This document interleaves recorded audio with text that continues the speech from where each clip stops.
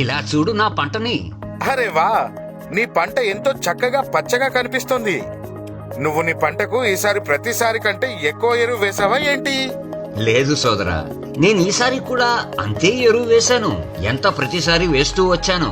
కానీ నువ్వు అలా ఎందుకు అడుగుతున్నావు? మరి నీ పంట పచ్చగా మరియు కలుపు మొక్క లేకుండా కనిపించడానికి కారణమేమిటి? నువ్వు ఎక్కువ ఎరువులు వేసావు అనిపిస్తుంది.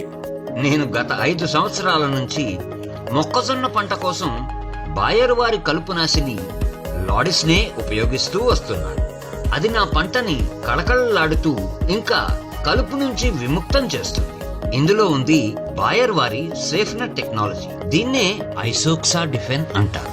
ఇది కలుపునాశిని పిచికారీ చేసినా కూడా పంటని ఆకుపచ్చగా ఉంచుతుంది. అందుకనే లాడిస్ ఇస్తుంది మనకి కలుపు నుంచి విముక్తి ఇంకా కళకళలాడే పంటని.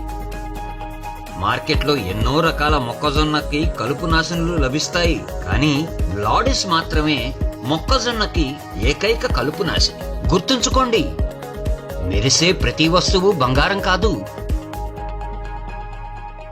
ఇక ఇది నాకు లాడిస్తో గత 5 ఏళ్లుగా ఉన్న అనుభవం.